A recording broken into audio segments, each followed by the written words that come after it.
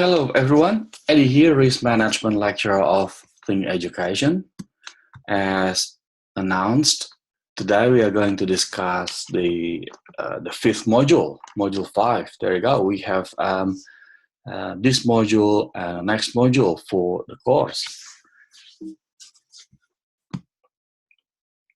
And again, we recommend you to go through the learning materials. As this presentation only includes some key concepts, not the entire concepts that you need to understand. So please find the details on your study guide. And the other thing that I'd like to highlight is for you to not to delay your learning materials, because you are stacking up your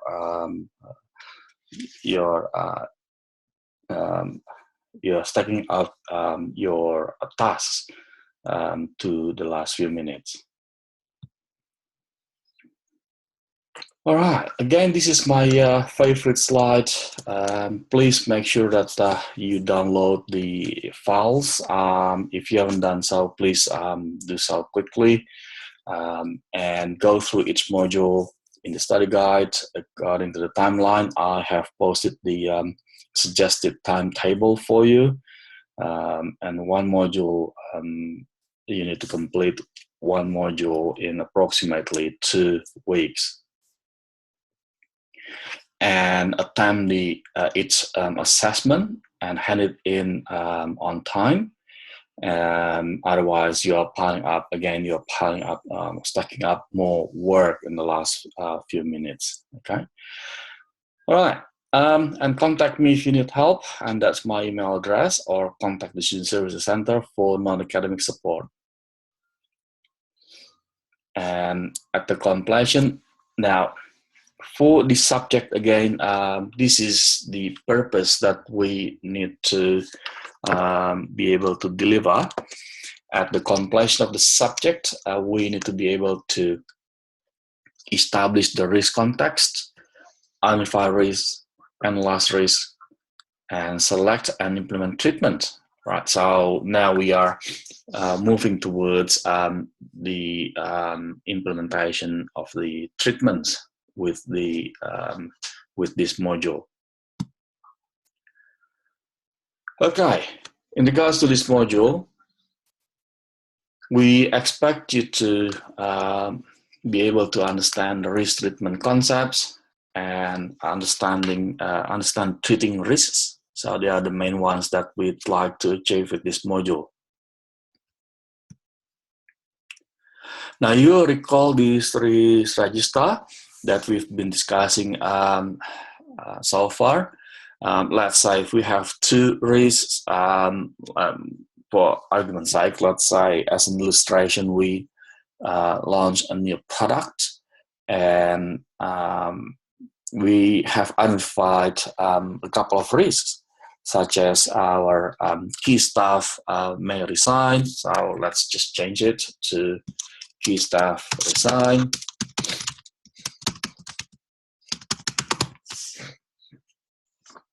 And the next one is competitor reduce the price. Okay. And then we analyze the likelihood. Okay, what is the likelihood of these things to happen? Well, let's say the key staff to resign maybe around 2, and the impact would be quite high because we are going to lose the insights, the learning from these guys. Okay. Therefore, as we discussed in the last module, the risk level would be 2 by 5, that equals to 10. Okay, and competitor reducing the price. Yeah, okay, the likelihood is larger than key staff resigning from our business, and let's say it is 3 based on our assessment, and the impact would be 4. Therefore, the risk level would be 12. Okay, 3 by 4. If we only have 2 risk events in this activity, we can prioritize these as priority number 1, and this risk to be our priority number 2. Okay, so hopefully that reminds you on how we can prioritize risks. Okay. Okay, now risk treatment actually involves selecting one or more options. Okay, one or more options for modifying risks, implementing these options for the benefits of the organization. So um, we need to involve these activities. Now, what do we mean by modifying risks? Let's go back to the previous one. Modifying risks in here include our attempt to reduce the likelihood, or to reduce the impact, or to reduce both of them if we can. Okay, let's say to reduce the likelihood, we may approach the key staff that we think might maybe resign, or they're quite important in our business at the moment. We modified this key staff, for instance. That is our attempt to reduce the likelihood. Okay, to reduce the impact in here could be we have the assistant working with this key staff, for instance. So the impact would be reduced if the key staff resign. We still have a backup in there, for instance. Okay, so that's what we mean by modifying risks. So we try to modify the likelihood, or the impact, or both of them. Now, in saying that, not everything can be modified. So, for instance, if we go back to this one here, the likelihood of competitors to reduce their price, that is beyond our control. That is beyond our control. Okay, but the impact of competitor reducing the price can be reduced, may be reduced, to be more precise. Okay, how do we do that? We can prepare our own promotional activities, for instance. So when they reduce the price, we do something else. We do promotional activities to cushion the impact of our competitors reducing the price. Okay. And we implement these options. Okay, we implement the treatment options. Okay, and we are going to discuss that on the next few slides for the benefit of the organization. Okay, this is our process of risk treatment. We assess the risk treatment. Okay, we assess them. We assess what would be the possible options for us to treat the risks. We decide whether residual risk levels are tolerable. If not, we need to generate a new risk treatment. And lastly, assess the effectiveness of that treatment. Okay. Again, we need to always think about whether the risk treatment is effective or not. We need to keep monitoring. You will recall that in our model, we say that we need to keep monitoring our progress in terms of managing the risks. All right, now the next one here is the risk treatment, and they are not necessarily mutually exclusive or appropriate in all circumstances. The options include the avoiding risk. Okay, we avoid it if we say that risk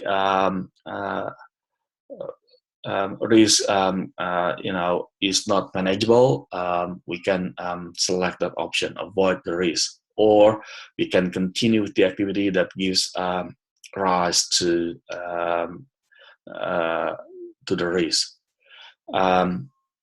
Or we can also take or increase the risk in order to pursue an opportunity. Okay, that is another option for us in terms of treating the risk. Okay, remember in the previous module we said that risk is not necessarily negative all the time. It can also be positive. In this instance, it is opportunity.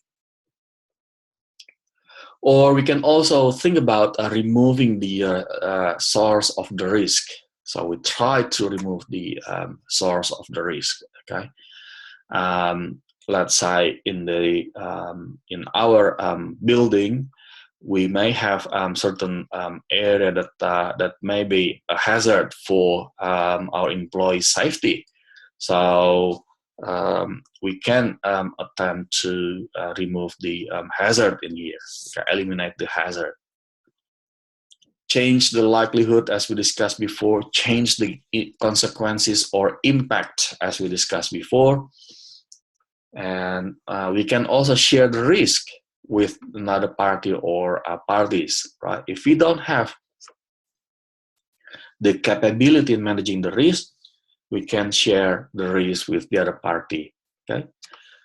And the other thing is that we can retain the risk by informed decision, okay? So again, the key point in management is getting the information, okay? So we retain the risk, yep, we accept it, and why do we do that? Before we do that, we need to get the information.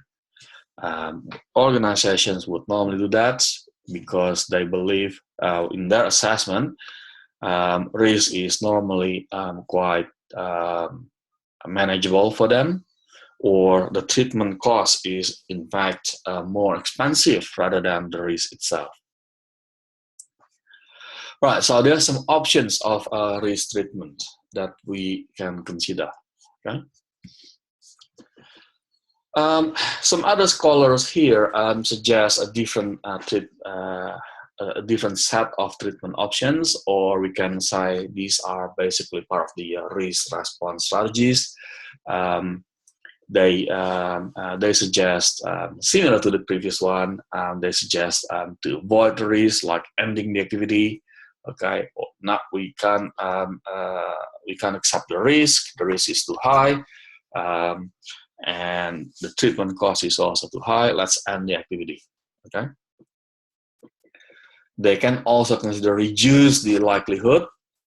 Okay, reduce the impact or consequences as discussed before, share or involves third parties, or retain the residual risks are retained in this instance. Okay, share in here maybe if we believe that the opportunity is quite high, risk opportunity in here is quite high, and the cost is also quite high, therefore we can share the risks with the other third party. For instance, in certain area, the opportunity is quite high.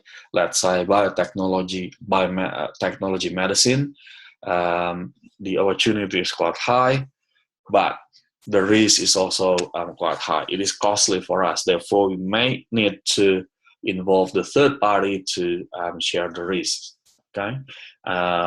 In this instance, we may involve our own competitors. In fact, okay, we share the risk with them, and of course, if we share the risk with them, we will also share the benefit with them.